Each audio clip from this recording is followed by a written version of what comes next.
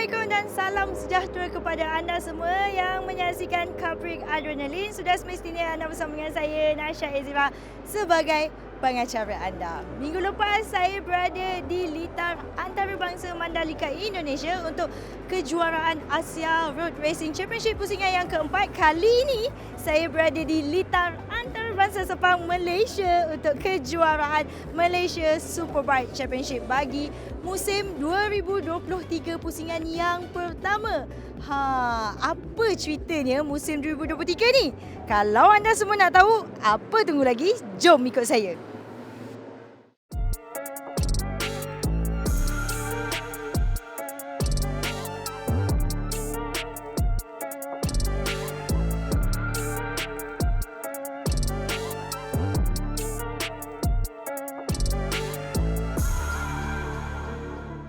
Okey, benda pertama yang saya nak terjah, yang dekat belakang ni, kategori paling ramai pelumba iaitu perlumbaan Berjaya Sompo Y16ZR Race Masterclass. 33 orang tau dalam kategori ni. Dalam motor semua sama. Lepas tu pakaian dia orang pun lebih kurang sama. Apa yang membezakan tu kalau tapi dalam litar kan susah kita nak tengok mana satu pelumba tu. Tapi saya tengah macam inilah sasaran saya, Coach. Assalamualaikum, Coach. Waalaikumsalam. Apa khabar, Aisyah? Baik. Coach, apa khabar? Alhamdulillah. Ada apa ni? Saya nak terjah lah. Busy nampak. Okey, sebenarnya selepas habis race 1 tu saya akan pastikan double check balik motor-motor untuk race kedua lah pada petang ni. Mesti setiap kali keluar, masuk balik, mesti saya akan pastikan. Tolong pastikan bersama dengan kru lah. Coach, nak tanyalah Coach. Coach memang biasa jaga pelumba-pelumba dekat Kaprik kan? Tapi kalau dekat Kaprik, CC dia rendah. Dekat sini bawa motor Y16. Jadi macam mana? Pening tak kepala? Sebab kita nampak ada pelumba CP125. Dalam pelumbaan ni ada Wira KBS, ada One Make lagi. Macam mana? Nampak ramai dan bercampur-campur dengan pelbagai kategori rider. Okey, sebenarnya ni satu rancangan khas dan strategi daripada Honda Yamaha bergabung dengan saya sebagai bekas pelumba dulu. Kita dah bincang, buat research, share saya punya orang kata pengalaman daripada generasi 90-an sampai sekarang. Apa yang perlu dipertingkatkan supaya mempercepatkan development kepada budak-budak ni supaya lagi cepat. Coach, dekat luar tengok dia orang berlumba satu kelompok besar tu. Risau tak? Sebenarnya race ni nampak bila ramai ni syok kan, memang fun, memang nampak best lah race bila macam ni. Tapi sebenarnya sangat bahaya. Dalam kelas kami dah brief tentang safety first. This is like belajar. Okey, dia bila belajar ni tak berarti terus boleh menang dengan yang juara-juara yang ada. Kalau menang tu bonus lah. Dan apa yang kami titik beratkan ialah untuk mendapatkan keyakinan daripada awal bila bersaing dengan yang mana juara yang ada. Kalau kau dah boleh menang juara, keyakinan self confidence kau akan lagi tinggi. Okey Coach, itu penerangan yang terakhir daripada Coach kita. Jadi saya tak nak kacau Coach. Saya tahu Coach sibuk. Jadi apa-apa pun semoga maju jaya. Dan kita nak terjah ke tempat seterusnya. Dekat belakang saya ini adalah paddock bagi perlumbaan Honda CBR 250 Challenge. Jadi kebiasaannya kalau dekat Kaprik kita tengok Honda One Make CC kecil je kan. Buat pertama kalinya Bonsiu Honda membuat satu program dengan menggunakan motosikal yang lebih besar, CC yang lebih besar iaitu 250. Jadi saya nak berjalan masuk. Saya tahu saya nak tanya siapa. Saya nak terjah apa makna ataupun kenapa wujudnya program ni. Hai Abatan. Biasa saya panggil Abatan je. Okey bang, buat pertama kalinya kita nampak Bonsiu Honda ada program Honda CBR 250 Challenge ni. Kenapa program ni diwujudkan?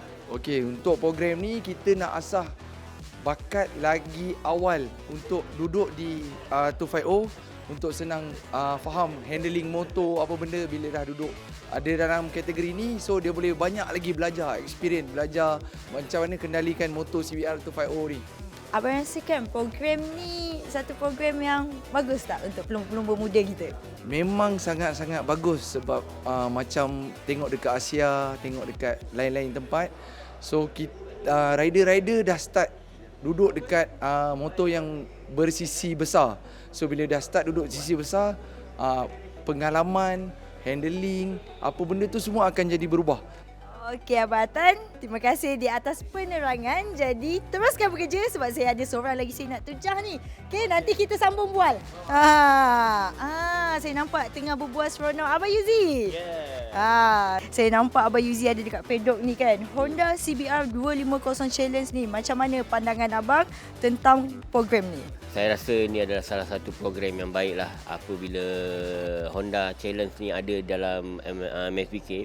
Ini memberi peluang kepada pelumba-pelumba ataupun pasukan-pasukan yang ingin meneruskan orang kata develop young talent seperti orang kata pelumba-pelumba baru daripada One Make. Ini adalah salah satu stepping untuk orang kata pergi ke Asia dalam kategori underbone ke 250 ke 600. Ini adalah satu platform yang baik. Setakat ni abang tengok kita dah keluar praktis malam kan.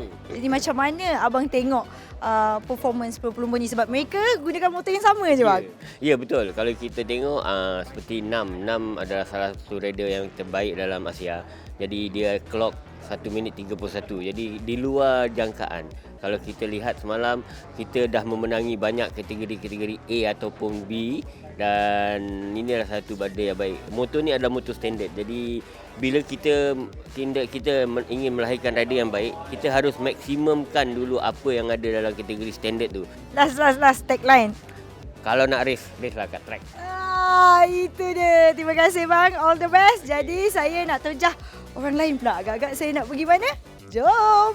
Okey, saya nak pergi terjah pula pasukan Bongsu Honda Racing Team. Biasalah, banyak motor yang kita nampak kat sini dan bestnya saya nak bersama dengan Azroy sebab kali ni, tak sempat nak explain. Dia dah pandang dulu. Kali ni nampaknya bawa 1000 kan? So, apa feeling bawa 1000? Best lah. First, kelajuan dia. Lepas tu, adrenalin dia memang berbeza sangat-sangat kalau compare dengan 600. Yelah, Azroy pun baru pulang daripada Mandalika kan. So, back to back race. Agak-agak penat tak? Sempat tak masa nak rehat? Orang kata apa, macam cepat sangat ke? Badan sempat je recover. Tapi salah satunya, kat Mandalika kita dah perah otot, muscle semua. So, masa kita dah get used to it. So, kita ada race lagi sekarang ni. So, badan saya dah kurang dah sakit. Tapi cuma itulah, kat Mandalika motor lain, ini motor lain. Dekat sini lagi lah, penat gila nak bawa. Tapi Roy yang tanya juga, susah tak nak adapt 1000 dengan 600? Sebab macam Roy kata tadi, motor lain, ni motor lain. Nak adapt tu senang je. Cuma riding style tu nak kena banyak mainkan mileage. Lepas tu nak biasakan dengan power motor ni pun agak ambil masa yang lama juga.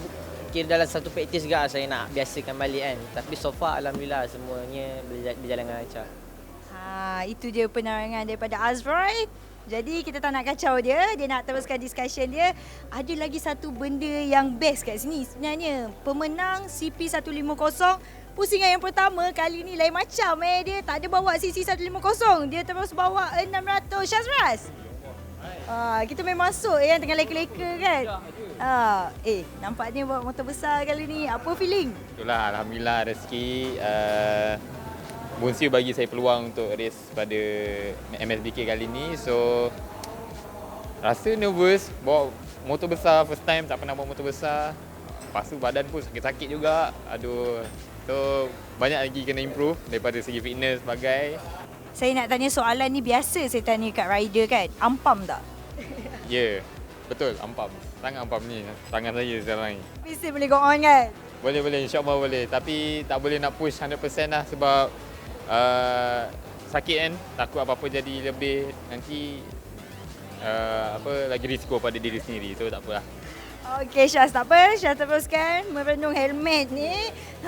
Jadi all the best Okey, jadi dalam pasukan Bongsu Honda Racing Team ni biasalah dalam 600 kita ada Helmi, kita ada Kip dan selalunya kita ada Azroy, tapi Azroy telah dinaikkan satu takuk yang tinggi 1000cc.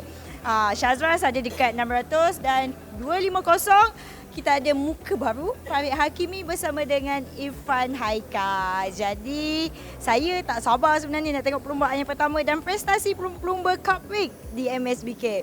Anda jangan ke mana, terus setia bersama dengan kami.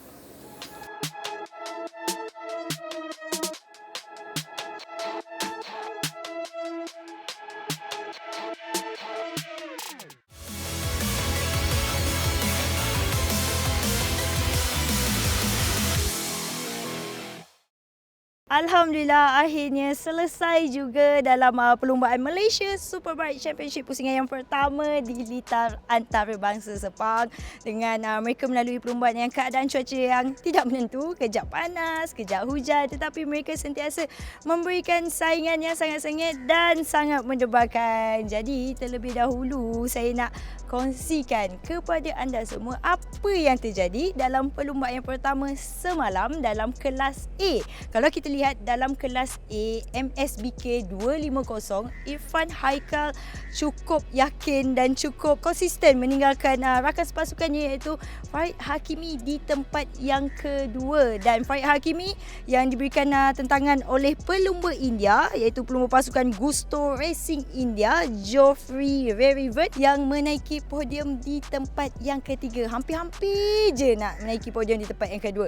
Dan seterusnya untuk perlumbaan MSBK 600cc di mana kita dapat lihat pada awalnya Khairul Idampawi berada di hadapan, tetapi Helmi Azman yang sentiasa mengejar semakin laju, semakin pantas, memberikan saingan kepada rakan sepasukannya sendiri, berjaya memintas dan memenangi perlumbaan yang pertama, dan Soichiro Minamoto berada di tempat yang ketiga. Dan kalau kita lihat dalam perlumbaan MSBK 1000cc A di mana Azroy Hakim Anwar yang berada di hadapan Kasma Daniel Kasmayuddin. Kalau kita lihat persaingan di antara dua pelumba ini cukup mendebarkan dan cukup sengit di mana kita dapat lihat Azroy memintas Kasma memintas Azroy, tetapi akhirnya Kasma terpaksa akur di tempat yang kedua dan Azlan Shah sangat sayang sekali pada awalnya Azlan yang leading dalam perlumbaan, tetapi motosikalnya yang rosak menyebabkan beliau terpaksa akur dan Osama naik di tempat yang ketiga. Seterusnya dalam perlumbaan berjaya Sompo Yamaha Y16ZR Race Masterclass, Abdullah Qayyum memang bermula di petak yang pertama tetapi tidak menamatkan perlumbaan di atas podium kerana Arash Tsunami yang melintasi garisan penamat terlebih dahulu. Kita dapat lihat Syafiq Izarik di tempat yang kedua dan Ikram Danish berada di tempat yang ketiga. Satu kelompok yang sangat besar dan sukar untuk kita jangkakan, dan inilah dia perlumbaan seperti underboard. Jadi seterusnya saya nak share apa yang terjadi dalam perlumbaan yang kedua hari ini. Pada awalnya keadaan cuaca macam nak hujan, tapi alhamdulillah nampaknya mereka masih lagi berlumba dalam keadaan litar yang kering dengan MSBK 250A. Masih lagi Irfan Haikal memenangi perlumbaan, meninggalkan pelumba di belakang cukup jauh, dan Farid Hakimi pada awalnya diberikan cabaran oleh Muzaki Muhammad, tapi Muzaki Muhammad yang mengalami masalah dengan motosikalnya terpaksa akur dan Farid Hakimi menaiki podium di tempat yang kedua. Dan sekali lagi pelumba India iaitu Geoffrey Verivet menaiki podium di tempat yang ketiga. Kalau kita lihat dalam perlumbaan MSBK 250B pula di mana mereka ada satu sistem kumpul mata, perlumbaan satu dan juga perlumbaan yang kedua dikumpulkan sekali jumlah mata dan mereka akan diberikan podium Weekend Warrior. Jadi kalau kita lihat Weekend Warrior untuk 250B pada hari ini, kita dapat lihat di mana pelumba yang menggunakan motosikal bernombor 80 yang berjaya menaiki podium ataupun menjadi Weekend Warrior untuk minggu ini iaitu Rakesh, pelumba daripada India, pasukan CRA Motorsport India. Dan kalau kita lihat di tempat kedua pelumba dari pasukan Lady Boss Racing Team iaitu Qi Huanyi, pelumba dari China, dan di tempat yang ketiga dimiliki oleh Fak Syakrul Fikri Abdullah.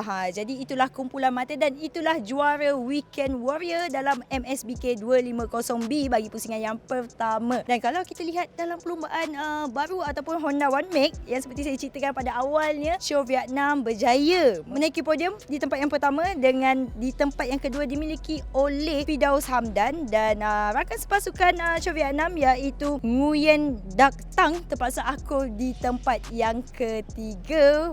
Dan itulah dia podium untuk perlumbaan Honda CBR 250 Challenge. Dan kita beralih ke MSBK 600cc perlumbaan yang kedua, di mana kalau kita lihat pada awalnya memang Helmi mengatakan ingin memberikan saingan sekali lagi kepada Kip, tapi Khairul Idham Pawi ataupun Kip mengalami masalah dengan motosikalnya, terpaksa akur, tidak sempat untuk menamatkan satu pusingan pun. Dan Helmi cukup konsisten, cukup tenang memenangi perlumbaan. Dan kalau kita lihat dua pelumba pasukan Yamaha yang berada di belakang, Soichiro Minamimoto dan juga Syarul Izzuan yang sentiasa bertukar-tukar kedudukan di tempat kedua dan ketiga, tetapi nampaknya Syarul Izzuan terpaksa akur ataupun hormat kepada senior dengan beliau berada di tempat ketiga, Soichiro Minamimoto di tempat yang kedua. Jadi kita beralih ke MSBK 1000cc dalam kelas A hari ini. Kasma Daniel Kasmayuddin memang cukup pantas. Pada awalnya dia terus meninggalkan pelumba yang lain, tapi sentiasa diberikan cabaran daripada Azroy Hakim Anwar. Dan kita dapat lihat di pusingan yang terakhir pun Azroy cuba untuk memintas Kasma, tetapi Kasma cukup konsisten dan cukup laju, terus unggul berada di hadapan dan memenangi perlumbaan di tempat yang pertama hari ini. Azroy di tempat kedua dan Azlan Shah terpaksa akur sedikit jauh ketinggalan di belakang di tempat yang ketiga. Dan dalam kelas MSBK 1000cc B ataupun Weekend Warrior, nampaknya Coach Yen ataupun dikenali dengan CY Ku memenangi ataupun menjadi Weekend Warrior untuk minggu ini, walaupun beliau terjatuh di saat-saat akhir di selekoh yang terakhir. Dan kalau kita lihat di tempat yang kedua, iaitu dimiliki oleh Raja Nazim Iskandar dan Syukri Matzoki berada di kedudukan ketiga secara keseluruhannya. Dalam kelas ini juga saingan yang cukup hebat di antara kesemua pelumba dan akhirnya Coach Yen menjadi Weekend Warrior untuk MSBK 1000cc minggu ini. Dan dalam kelas berjaya Sompo Yamaha Y16ZR Race Masterclass, nampaknya Abdullah Koyum berjaya membuktikan bermula di petak yang pertama dan memenangi perlumbaan di tempat yang pertama. Daniel Johan di tempat yang kedua dan Syukran Aizat di tempat yang ketiga. Tetapi perlumbaan ini seperti yang kita jangka memang susah nak tahu siapa yang menang. Itulah secara ringkasnya rangkuman untuk perlumbaan pusingan yang pertama bagi perlumbaan Malaysia Superbike Championship pusingan yang pertama di litar antarabangsa Sepang. Cukup mendebarkan untuk kita melihat persaingan di antara kesemua pelumba. Jadi sampai di sini saja untuk episod kali ini. Dan kepada anda semua, jangan ke mana-mana kerana kita akan lihat rangkuman perlumbaan selepas ini.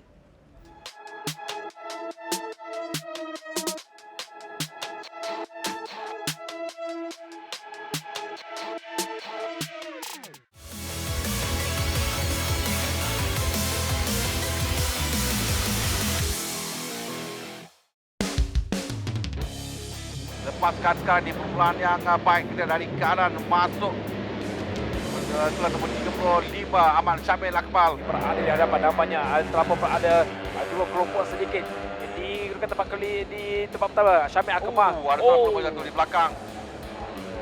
Tidak jauh di belakangnya adalah nombor 60 dari Aiman Zamrul dan masih lagi pada kedudukan yang mampu untuk memintas nombor di depan. Ketika pertama ini tiba masuk di bahagian dalam, tapi sekarang masih lagi Aziz Berjaya mempertahankan kedudukan dan cuba untuk melakukan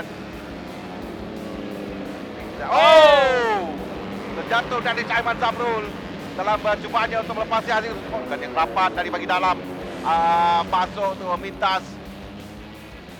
Ya, berapa berjaya bagi dari Fitri Aizam untuk melepasi Aziz Rosmaza. Aziz ketika kehilangan tempat pertama selepas 4 pusingan. Ini adalah pusingan yang terakhir. Pusingan terakhir untuk mereka dapat kedudukan agak keluar sikit bagi Aziz Rosmaza. Dia wide sedikit memberi Ahmad Syamil untuk masuk naik tempat yang kedua. Sementara Danish Fitri Azmizam cuba melarikan diri di hadapan tempat yang pertama. Dan ini berikan tumpuan pada 30 di hadapan. Tampaknya semakin hampir Syamil untuk mengejar Danish di hadapan. Hasil semasa jalan tempat yang ketiga untuk sampai Danish Fitri Azmizam dan berjaya sampai tempat pertama. Ahmad Syamil Akmal di tempat yang kedua dengan 3 Muhammad Haziq terus semasa.